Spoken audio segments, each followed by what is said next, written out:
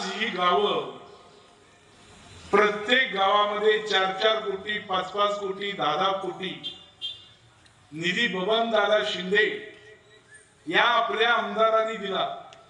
आणि त्यामुळे जर बघितलं नारायण चिंचोली बघा, ईश्वर वठार बघा, शहरामध्ये सुद्धा अशा प्रकारची सोय नाही, अशा प्रकारची गावं गेल्या 15 वर्षामध्ये या तालुक्यामध्ये 42 गावामध्ये विकास करण्याचं काम बबनदादांनी केले। दादा ही निवडणूक वेगळीच आहे। आज जर बघितलं आपण या सभेमध्ये जर बघितलं तर आम्ही ग्रामपंचायतीला एकमेकाच्या विरुद्ध या नारायण चिंचोलीमध्ये लढलेली वेगवेगळ्या पार्टीतली वेगवेगळ्या गटातील माणसं आहेत। ईश्वर वठारला सुद्धा 2 पार्ट्यामध्ये विभागलेली माणसं इथं बसलेली आहेत। दोन्ही लोकांचं एकच मत झालंय की आपला आमदार कसा असावा तर रणजित बबनराव शिंदे यांच्यासारखा असला पाहिजे। ही एकमेव आणि कॉमन अशा प्रकारचा विचार या दोन्ही गावामध्ये आपल्याला बघायला मिळतो। कारण बबनदादाच्या कर्तृत्वावरती आमचा फार मोठा विश्वास आहे। गावातला साधा फाटका माणूस जाऊ द्या, गावातला एखादा पुढारी जाऊ द्या, पण त्या लोकाला कुठलीही पार्टी न विचारता त्याचं काम यशस्वीपणे करणारा एक लोक माणसामध्ये आणि प्रत्येकाच्या हृदयामध्ये स्थान असणारा आमदार म्हणून बबनदादा शिंदे यांची ख्याती आहे। आणि म्हणून या भागामध्ये आपल्याला आता सर्वत्र चांगल्या पद्धतीचं मतदान होणार आहे। बबनदादाच्या कामाबद्दल आपण बोलायचं झालं तर किती बोलावं याला सुद्धा मर्यादा आहे। कारण भगीरथानं आकाशातली गंगा पृथ्वीवर आणली। आताच आमच्या पाटील साहेबांनी सांगितलं सीनामाळा बोगद्याच्या माध्यमातून 15 किलोमीटरचं पाणी त्या ठिकाणी अशक्य असणारं काम बबनदादांनी करून जिथं कुसळं पिकत नव्हती त्या ठिकाणी एक अतिशय उत्कृष्ट असा तालुका बागायताचा तालुका माढा तालुका निर्माण करण्याचं काम बबनदादांनी केलेलं आहे। म्हणून त्याला आधुनिक भगीरथ म्हणतात। आज हरित क्रांती केली, सुजलाम सुफलाम अशा प्रकारचं काम केलं। आमच्या भागातल्या दृष्टिकोनातून जर बघितलं तर करकमचा विजय शुगर कारखाना दादाने आपल्या 42 गावासाठी केवळ घेतला। मध्यंतरीच्या काळात विठ्ठली बंद पडला होता, लोकांच्या उसाचे हाल होत होते। त्यावेळेला गेल्या 10-5 वर्षामध्ये बबनदादांनी या विठ्ठल सहकारी म्हणजे विठ्ठलराव शिंदे युनिट नंबर 2 हा कारखाना चालवून चांगल्या प्रकारचा दर दिला। महाराष्ट्रामध्ये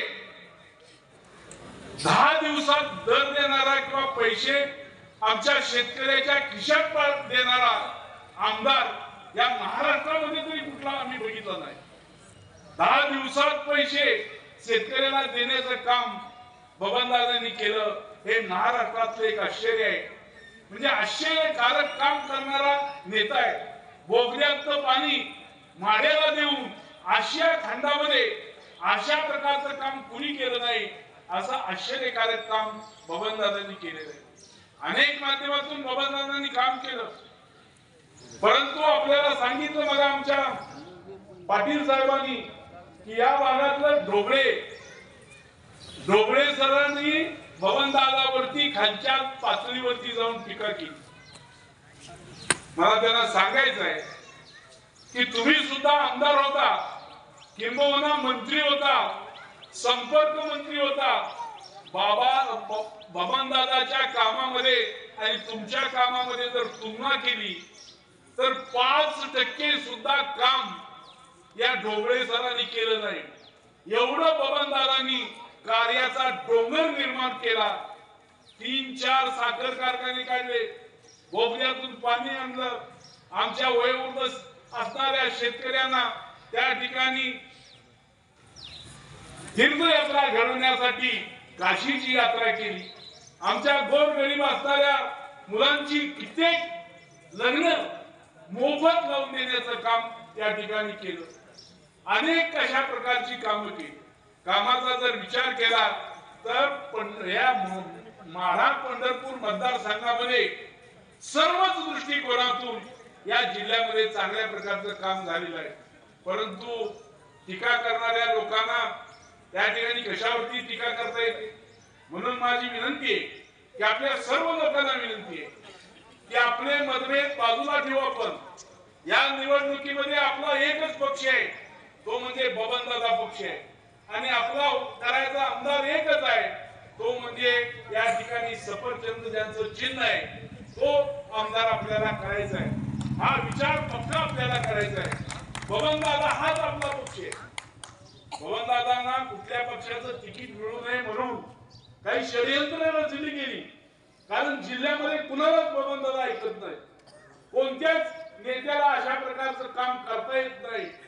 असं उज्ज्वल काम बबनदादाच्या माध्यमातून होत असल्यामुळं षडयंत्र रचून त्यांना तिकीट न मिळण्यासाठी प्रयोजन केलं गेलं. त्याचा आपण खऱ्या अर्थानं निषेध केला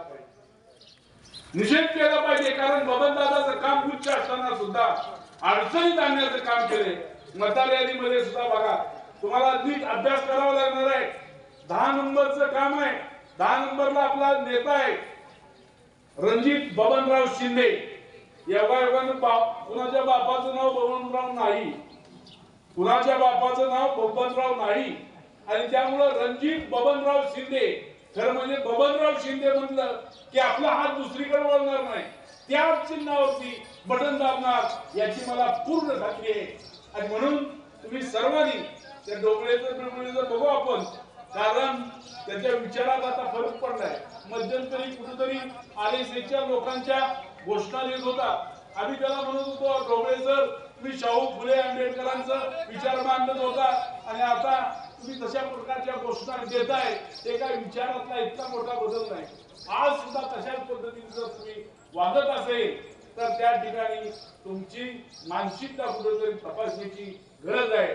आणि म्हणून आपण सर्वांनी कामाचा आमदार, आपल्याला रात्रंदिवस मदत करणारा आमदार, कोट्यावधींचा निधी आपल्याला त्या ठिकाणी गावाच्या विकासासाठी देणारा आमदार, 10 दिवसाच्या आत आपल्या ऊसाचं बिल आपल्या घरपोच करणारा आमदार, ऊसाची साखर आपल्या घरापर्यंत गाडीने आणून त्या ठिकाणी शेतकऱ्याला, ज्या ऊस उत्पादक शेतकऱ्याला गावात आणून देणारा आमदार आपल्याला कामाचा आमदार पाहिजे. आणि म्हणून बबनदादा शिंदे यांनी जे काम केलेलं आहे, यांनी जे कर्तृत्व केलेलं आहे, त्या कर्तृत्वासाठी त्यांचे चिरंजीव रणजित सिंह बबनराव शिंदे यांना या वेळेला आपण मतानं, प्रचंड मतानं निवडून आणण्याचं काम आपल्याला करायचं आहे. म्हणून आपण एकच आता ठरवूया की मी घोषणा देणार आहे. कोणत्या घोषणा? आपला पक्ष बबनदादा. तुम्ही म्हणायचं आपला पक्ष बबनदादा, विचार पक्का, सफरचंदावरती शिक्का. या 2 घोषणा आपल्याला द्यायचे. आपला पक्ष काय जेवलं नाही का? आपला पक्ष, आपला पक्ष, आपलं चिन्ह, विचार पक्का. मोठ्यानं चांगले सर्वांनी एकावर विचार पक्का, आपलं चिन्ह. हा सफरचंद हे इतकं प्रोटीनयुक्त असतं, त्यामध्ये सगळे प्रोटीन आहेत. आणि त्यामुळं जर सफरचंद खाल्लं तर रोज सफरचंद खाल्लं तर माणसाचं 10 वर्षांना आयुष्य वाढतं. हे डॉक्टरचा रिपोर्ट आहे. आणि म्हणून हे सफरचंद खाल्ल्यानंतर आपल्या जीवनामध्ये क्रांती होणार आहे. आणि म्हणून आपण या सफरचंदावरती आपलं मत देऊन बबनदादांनी केलेल्या कार्याची पोचपावती द्या. एवढंच सांगतो, थांबतो. जय हिंद, जय महाराष्ट्र.